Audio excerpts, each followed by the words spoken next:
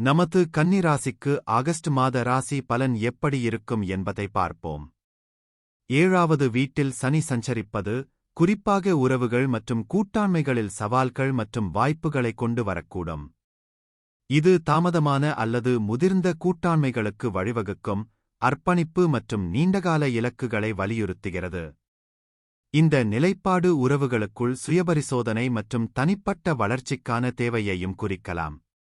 6ஆம் வீட்டில் ராகு சஞ்சரிப்பது பெரும்பாலும் எதிரிகள், போட்டியாளர்கள் மற்றும் சவால்களை வெல்லும் திறன் உங்களுக்கு கிடைக்கும். 10வது வீட்டில் உள்ள வியாழன் பெரும்பாலும் வெற்றிகரமான மற்றும் நிறைவான வாழ்க்கையுடன் தொடர்புடையது, குறிப்பாக கற்பித்தல், சட்டம், நிர்வாகம் அல்லது பொது சேவை போன்ற துறைகளில் வெற்றி கிடைக்கும்.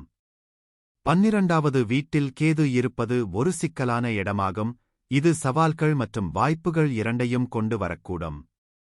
இது சுயபரிசோதனை, பற்றின்மை மற்றும் சாத்தியமான உறவு சிரமங்களின் காலத்தைக் குறிக்கலாம் என்றாலும், இது ஆன்மீக வளர்ச்சி, ஞானம் மற்றும் தன்னைப் பற்றியும் உலகத்தைப் பற்றியும் ஆழமான புரிதலுக்கான வலுவான ஆற்றலை வழங்குகிறது. 11ஆம் இடத்தில் சூரியன் இருந்தால் வெற்றியையும் புகழையும் கொண்டு வர முடியும், ஆனால் ஒரு நபர் தனது சொந்த தேவைகள் அல்லது குழுவிற்குள் ஈகோவில் அதிக கவனம் செலுத்தினால் அது சாத்தியமான மோதல்களுக்கும் வழிவகுக்கும். 10வது வீட்டில் வியாழன் இருப்பது பொதுவாக ஒரு நேர்மறையான இடமாகக் கருதப்படுகிறது. இது தனிநபர் தங்கள் தொழில் வாழ்க்கையில் வெற்றி, அங்கீகாரம் மற்றும் தலைமைப் பாத்திரங்களை கூட அனுபவிக்கக்கூடும் என்பதைக் குறிக்கிறது. இந்த இட ஒதுக்கீடு அவர்களின் வாழ்க்கையில் ஒரு வலுவான நெறிமுறைகள் மற்றும் பொறுப்புணர்வு உணர்வையும் குறிக்கலாம், இது மற்றவர்களிடமிருந்து நேர்மறையான நற்பெயரையும் மரியாதையையும் பெற வழிவகுக்கும்.